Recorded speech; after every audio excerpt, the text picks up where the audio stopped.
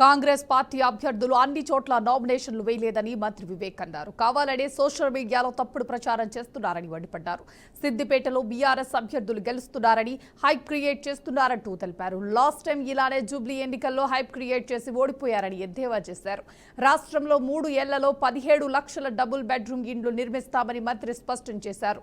అన్ని రంగాల్లో మహిళలను ప్రోత్సహిస్తున్నామని తెలిపారు. తమను ప్రశ్నించి నైతిక అర్హత కేటీఆర్, హరీష్ రావుకు లేదని మంత్రి తేల్చి చెప్పారు. ఏదైతే చెప్పినారో తప్పుడు ప్రచారాలు చేస్తూ సోషల్ మీడియాలో ఒక హైప్ క్రియేట్ చేయడానికి కాంగ్రెస్ పార్టీ అభ్యర్థులు అన్ని చోట్ల నామినేషన్ వేయలేదు, వీళ్ళు మాకు గిఫ్ట్లు ఇస్తున్నారని చెప్పి తప్పుడు ప్రచారాలు ఒక హైప్ క్రియేట్ చేయాలని చెప్పి ప్రయత్నం చేస్తున్నారు. ఇదే సేమ్ హైప్ ఏదైతే ఇక్కడ ఇప్పుడు సిద్దిపేటలో చేసినారో మొన్న జూబ్లీ ఎలక్షన్లో కూడా ఇదే హైప్ క్రియేట్ చేస్తున్నారు.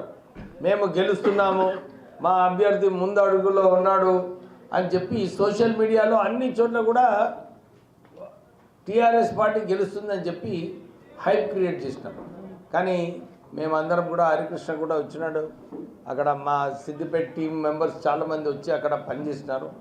డే 1 నుంచి 3 నెలల తర్వాత నేను అన్ని చోట్ల ఇదే చెప్పినాను, కాంగ్రెస్ పార్టీ మినిమం 25,000 ఓట్లతో గెలుస్తుందని చెప్పి నేను చాలాసార్లు చెప్పడం జరిగింది. ఎట్లయితే జూబ్లీ హిల్స్లో టీఆర్ఎస్ని చిత్తు ఓడించినాము, రాష్ట్ర వ్యాప్తంగా కూడా టీఆర్ఎస్ పార్టీ డౌన్ఫాల్ మొదలైంది. వారు కేవలము ఎప్పుడు కూడా మీరు 2 సంవత్సరాల్లో ఏం చేస్తున్నారు, 2 సంవత్సరాల్లో ఏం చేస్తున్నారని చెప్పి కేటీఆర్, హరీష్ రావు గారు మాట్లాడుతున్నారు.